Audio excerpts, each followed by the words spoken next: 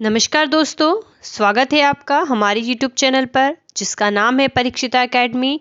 और आज हम बात करने वाले हैं मध्य प्रदेश में स्वतंत्रता आंदोलन का भाग 2। ठीक है, भाग 2 हम इसलिए कह रहे हैं क्योंकि इसके पहले हम वीडियो इसका पहला अपलोड कर चुके हैं जिसमें हमने मध्य प्रदेश में जो विभिन्न कालक्रम में स्वतंत्रता आंदोलन हुए थे उसके बारे में बात की थी। आज हम इसके आगे के बारे में बात करेंगे।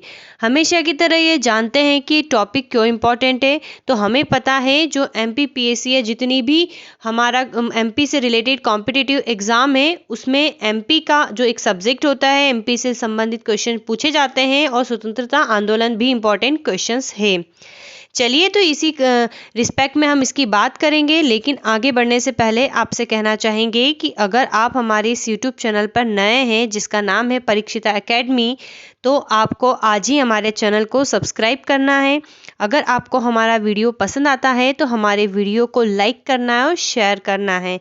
राइट, अब हम बात करते हैं मध्य प्रदेश में स्वतंत्रता आंदोलन के बारे में।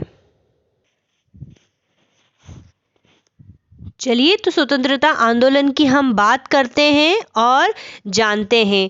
तो हमें पता है, अगर हम मध्य प्रदेश के रिस्पेक्ट में बात करें तो 1818 में भीलों ने अपना विद्रोह किया था। किसके खिलाफ? अंग्रेज़ों के खिलाफ। अंग्रेज़ों की जो विभिन्न नीतियां थी उसके खिलाफ। इसके बाद 1824 में नरसिंहगढ़ रियासत के जो राजकुमार थे कुंवर चैन सिंह, जिसे मालवा का मंगल पांडे भी कहते हैं, पहला शहीद भी मानते हैं मध्य प्रदेश का, उन्होंने जो है बगावत कर दी थी अंग्रेज़ों के खिलाफ। ठीक है, तो हम इन दो टॉपिक के बारे में विस्तार से चर्चा की थी। आइए अब हम बात करते हैं। आज हम बात करेंगे बुंदेला विद्रोह की, लेकिन बुंदेला विद्रोह से पहले एक और घटनाक्रम है जो 1833 में हुआ था, उसकी हम बात करते हैं। तो 1833 में जो रामगढ़ नरेश है, रामगढ़ काफ़ी फेमस रहा है, कहीं यहाँ के लोगों ने जो है स्वतंत्रता आंदोलन में अपना योगदान दिया है। तो यहाँ के जो नरेश है,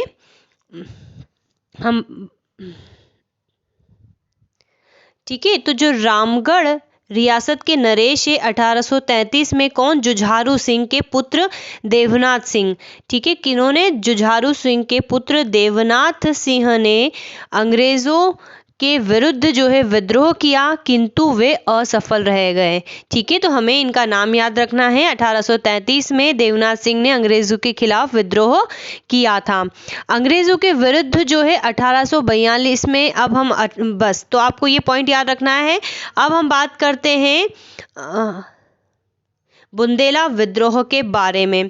एग्जाम के पॉइंट ऑफ व्यू से भी काफ़ी इंपॉर्टेंट टॉपिक है। MPPSC प्री 2019-20 में क्वेश्चंस इस टॉपिक से बने हैं। चलिए, तो बुंदेला विद्रोह में यहाँ पर जो हम बोल रहे हैं, बुंदेला ये एक जाति विशेष को प्रदर्शित करता है, एक क्षेत्र को प्रदर्शित करता है। हम बुंदेलखंड की बात कर रहे हैं कि किस प्रकार 1842 में बुंदेलखंड की रियासत के विभिन्न राजाओं ने अंग्रेज़ों से जो है लोहा लिया था।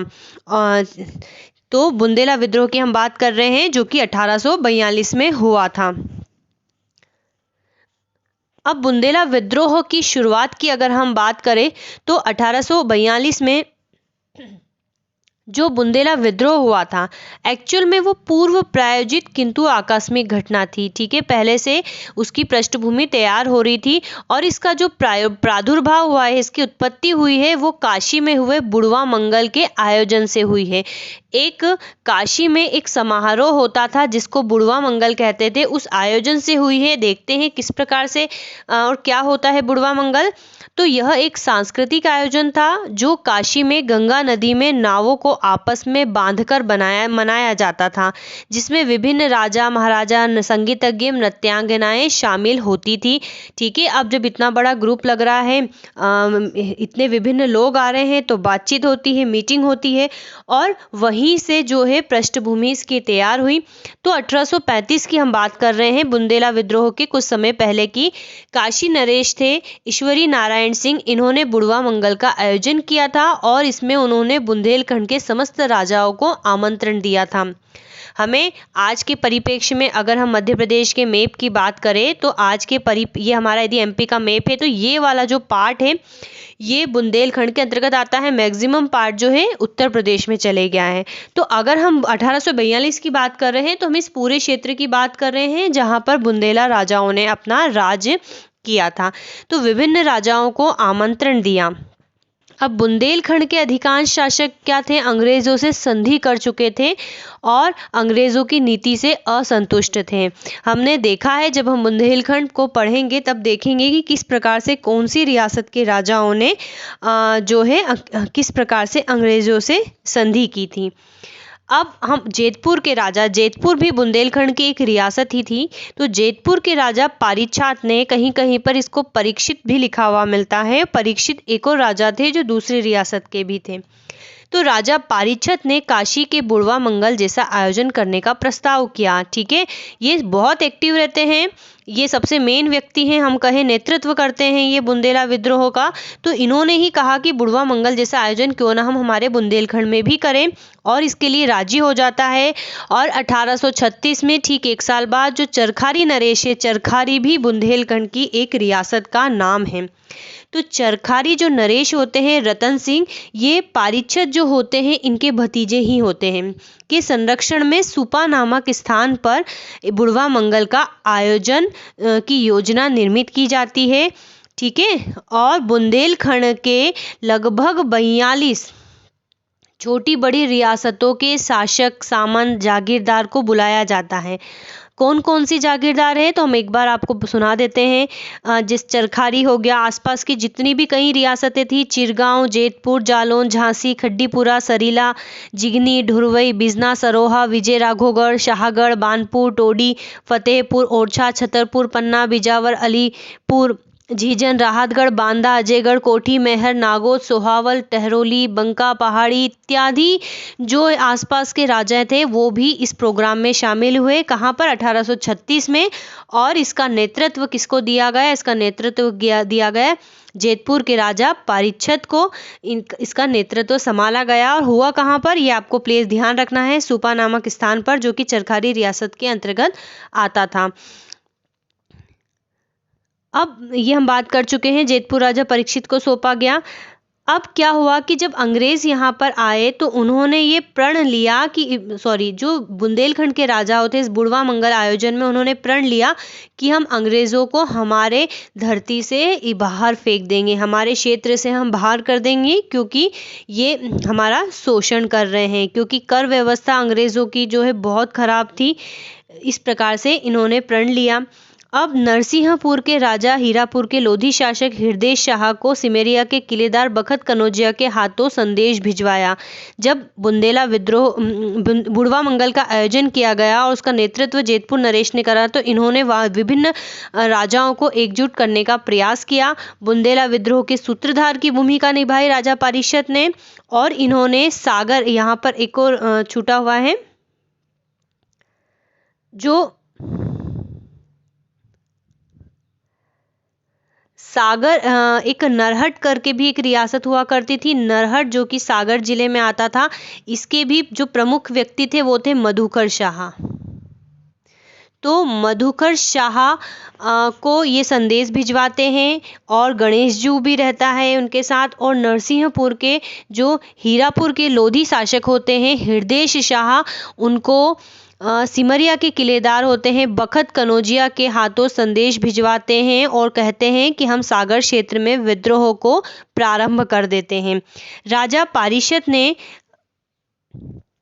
जो है जबलपुर क्षेत्र में पहलवान सिंह के द्वारा संदेश भिजवाकर वहां के शासकों को अंग्रेजों हेतु प्रेरित किया। तो इस प्रकार से ये जो है बुंदेला विद्रोह की पृष्ठभूमि को तैयार करते हैं। अब यहाँ पर एक त्रिगुट बनता है, वो त्रिगुट आपको बहुत अच्छे से याद रखना है, काफ़ी इंपॉर्टेंट है वो त्रिगुट। तो वो त्रिगुट क्या है? वो त्रिगुट है 3 लोगों का जो मुख्य भूमिका अदा करते हैं बुंदेला विद्रोह में। पहले है मधुकर शाह, जो कि नरहट के जागीरदार थे। फिर हृदय शाह, जो कि हीरापुर के जागीरदार थे। हीरापुर उस समय की जो रियासत थी वो नरसिंहपुर जिले में पड़ती थी, और राजा पारिषद जो कि जेतपुरा के रियासत थे। ये त्रिगुट जो होता है मुख्य भूमिका निभाते हैं। तो किस प्रकार से ये अपनी भूमिका निभाते हैं वो हम देखते हैं। तो बुंदेला विद्रोह का जो प्रारंभ है 8 अप्रैल 1842 को नारहाट में मधुकर शाह के द्वारा कर दिया जाता है। क्वेश्चन आपसे एग्जाम में पूछा जा सकता है कि बुंदेला विद्रोह का जो प्रारंभ है वो किसके द्वारा किया गया था। तो हमें याद रखना है 8 अप्रैल 1842 में मधुकर शाह के द्वारा किया गया था। उत्तर पूर्व में, अब जब सागर में इन्होंने कर दिया तो उत्तर पूर्व में जेतपुरा रियासत थी तो राजा परीक्षित ने कर दिया, और दक्षिण पूर्व में राजा हृदय शाह ने इस नीति का अनुसरण किया और विद्रोह को प्रारंभ कर दिया। तो इस प्रकार से जो सागर नर्मदा क्षेत्र है उसको सागर नर्मदा क्षेत्र भी कहा जाता है, वहाँ पर विद्रोह जो होता है स्टार्ट हो गया। अब क्या होता है, जब विद्रोह स्टार्ट हो जाता है तो वहाँ पर उस समय का जो प्रभार होता है अंग्रेज़ों की तरफ से वो होता है मेजर स्लीमन के पास।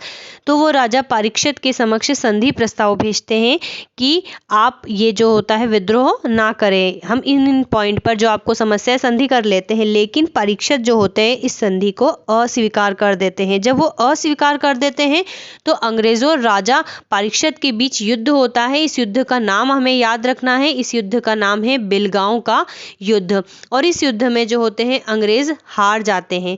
फिर 8 जून 1842 को अंग्रेज एवं राजा परीक्षित, हमने कहा कहीं कहीं पे परीक्षित लिखा रहेगा और कहीं कहीं पर परीक्षित रहेगा, लेकिन आप इसको परीक्षित ही समझे, के बीच पुनः पनवाड़ी का युद्ध होता है और इस युद्ध में भी अंग्रेज हार जाते हैं। ठीक है, अब यहाँ पर इंपॉर्टेंट चीज़ ये है, जिस तरह से हम पानीपत का युद्ध, हल्दी घाटी का युद्ध, विभिन्न युद्धों के नाम याद रखते हैं, उसी प्रकार आपको यहाँ पर बिलगांव युद्ध और पनवाड़ी युद्ध का नाम याद रखना है कि ये किन किन के बीच लड़ा गया था। क्योंकि हमारे एमपीपीएससी के सिलेबस में अलग से जो है सिलेबस में अलग से नोटिफाई करके रखा हुआ है मध्य प्रदेश में स्वतंत्रता आंदोलन, तो उस पॉइंट ऑफ व्यू से काफ़ी इंपॉर्टेंट हो जाता है, इसलिए हमको पूरा डीप में पढ़ना है। तो पनवाड़ी का युद्ध होता है, बिलगांव का युद्ध होता है, और युद्ध में जो होता है पारिषद का पलड़ा भारी होता है और अंग्रेज जो होते हैं फेल हो जाते हैं, हार जाते हैं।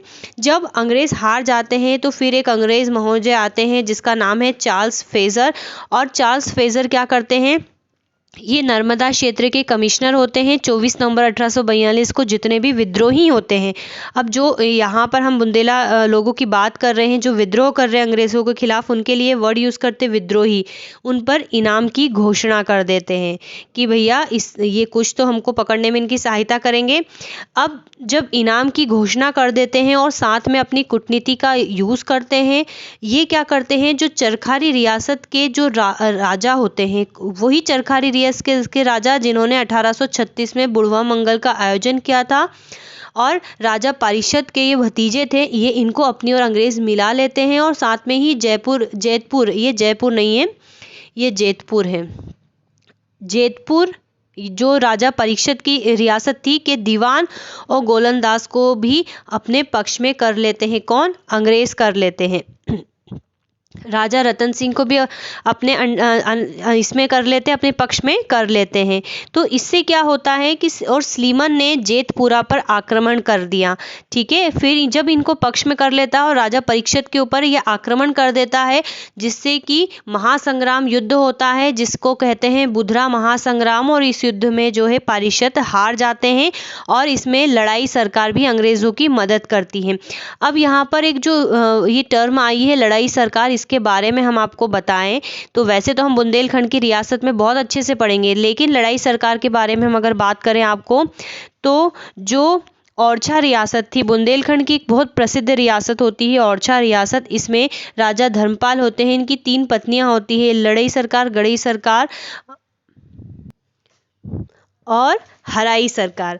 तो इसमें से जो लड़ाई रानी रहती है वो अंग्रेज़ों की सहायता करती है और राजा परीक्षित को पकड़वाने में अंग्रेज़ों की मदद करती है।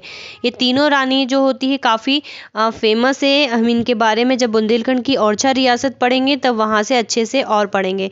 ठीक है, तो ये इस प्रकार से अंग्रेज़ों की मदद करती है। कमिश्नर फ्रेजर जो होते हैं, अब यहाँ पर और टर्निंग पॉइंट आता है, जो कमिश्नर फ्रेजर होते हैं जिन्होंने कि विद्रोहियों पर इनाम नाम घोषित करा था, वो बखत बली को के राजा को भी अपनी साइड कर लेते हैं। अब बखत बली की कहानी भी हम आपको सुनाएंगे जब हम ओरछा रियासत आपको पढ़ाएंगे तब बताएंगे। ओरछा नहीं, शाहगढ़ रियासत के बारे में बात करेंगे जब हम बखत बली के साथ। एक्चुअल में क्या होता है कि इनके जो पूर्व शासक होते हैं उसमें से जो मराठा रहते हैं वो गड़ाकोटा का क्षेत्र छीन लेते हैं। गड़ाकोटा शाहगढ़ रियासत के अंतर्गत ही आने वाला एक क्षेत्र था। जब गड़ाकोटा इनके पास से चले जाता है तो इनको कहते हैं शाहगढ़ रियासत के शासक।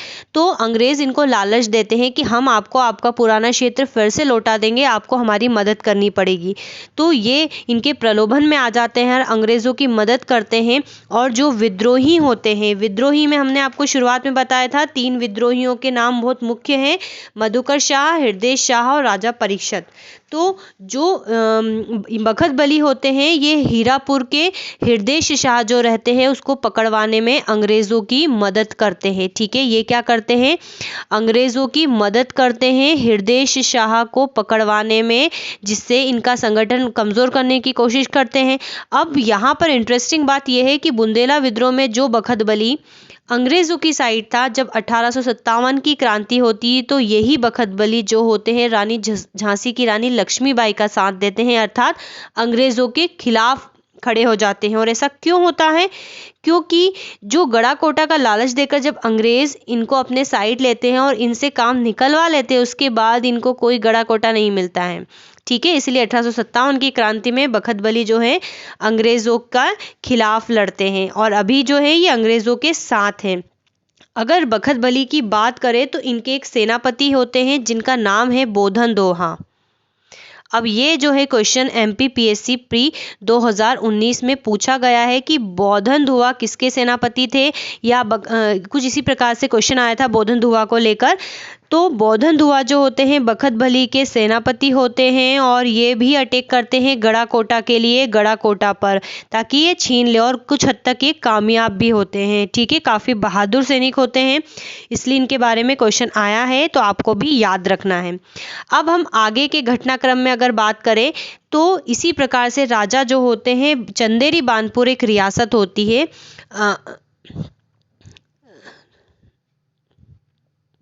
ठीक है, चंदेरी बानपुर एक रियासत होती है।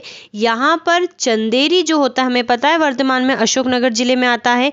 तो मर्दन सिंह जो होते हैं इनके पहले के पूर्व शासक जो होते हैं उनका नाम होता है मोर प्रहलाद। तो ये मोर सिंधिया जो होते हैं उस समय सिंधिया जो होते हैं मोर प्रहलाद के चंदेरी वाले रियासत पर जो होते कब्जा कर लेते हैं और इसकी सहायता करते हैं कमांडर जीन बेबिस्ट, सहायता करते हैं सिंधिया की। और वो मोर प्रहलाद अर्थात मर्दन सिंह के जो पूर्वज होते हैं उस कालखंड में मोर प्रहलाद के शासनकाल में चंदेरी के 2/3 भाग पर कब्जा कर लेते और हथिया लेते हैं।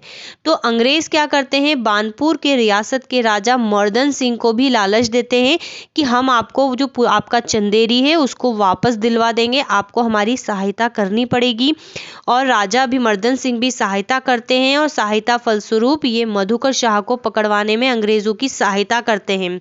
ठीक है, अंग्रेजों की सहायता करते हैं और यहाँ पर भी बखत बली जैसा ही टर्निंग पॉइंट चलता है कि इनको ये सहायता भी कर रहे हैं, मधुकर शाह पकड़े भी जाते हैं, लेकिन चंदेरी इनको फाइनली नहीं मिलता है। तो फिर क्या करते हैं, ये अंग्रेजों के खिलाफ खड़े होते हैं और 1857 की क्रांति में, किसमें 1857 की क्रांति में ये झांसी की रानी लक्ष्मीबाई के साथ मिलकर अंग्रेजों के खिलाफ खड़े हो जाते हैं। कौन, राजा मर्दन सिंह। तो बानपुर रियासत के राजा मर्दन सिंह ये हमने इसके बारे में बता दिया।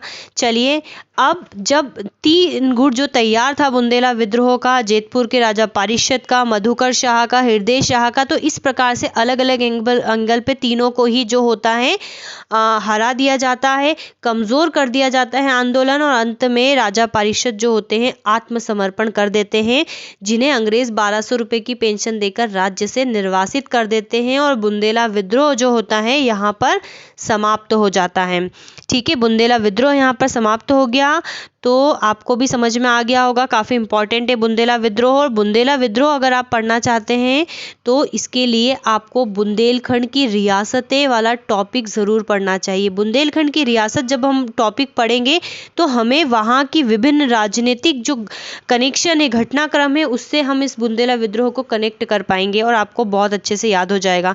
तो आई होप आज का वीडियो आपको हमारा पसंद आएगा। अगर आपको आज का हमारा वीडियो पसंद आ रहा है तो हमारे चैनल को जो है आज ही आप सब्सक्राइब करें, वीडियो को लाइक करें, शेयर करें, कमेंट करें। देन इसके बाद जो है हम अब हमारा लेक्चर 3 लेके आएंगे, जिसमें हम बात करेंगे 1857 की क्रांति की। काफ़ी इम्पोर्टेंट क्रांति है, न सिर्फ भारत के परिप्रेक्ष्य में बल्कि मध्य प्रदेश के परिप्रेक्ष्य में भी। और विभिन्न जो अंचल है, महाकौशल क्षेत्र हो गया, मालवा क्षेत्र हो गया, निमाड़ क्षेत्र हो गया, बुंदेलखंड हो गया, बघेलखंड हो गया, यहाँ से जिन भी क्रांतिकारियों ने क्रांति का संचालन किया, बिल्कुल सिस्टमैटिक तरीके से हम पढ़ने वाले हैं, जिससे कि हमें याद भी होगा। तो आपको बुंदेलखंड को ध्यान रखिएगा, एक बार फिर से इसको रिमाइंड करवाना चाहेंगे क्योंकि काफ़ी इंपॉर्टेंट है। आपको 3 गुट याद रखना है। राजा पारिषद का, जो कि जेतपुर रियासत के राजा थे, मधुकर शाह का, जो कि नरहाट के थे, और इन्होंने ही सबसे पहले 8 अप्रैल 1842 में जो है बुंदेला विद्रोह का प्रारंभ कर दिया था। और हमें याद रखना है हृदय शाह, जो कि हीरापुर के शासक थे, जहाँ जो हीरापुर के जमींदार थे, हीरापुर जो कि नरसिंहपुर में आता था। ये बुंदेला विद्रोह के 3 हम कहे पिलर थे, जिन्होंने काफ़ी इंपॉर्टेंट रोल किया। लेकिन बखत बली की सहायता से हृदय शाह को पकड़ लिया जाता है, और जो बानपुर रियासत के जो राजा होते हैं मर्दन सिंह, वो जो होते हैं मर्दन सिंह, इनको पकड़वा देते हैं। और राजा पारिषद को पकड़वाने में लड़ई सरकार जो ओरछा रियासत की होती है वो मदद करती है, जिसके कारण बुंदेला विद्रोह कमज़ोर हो जाता है। चलिए, तो आज के वीडियो में इतना ही। Thanks for watching.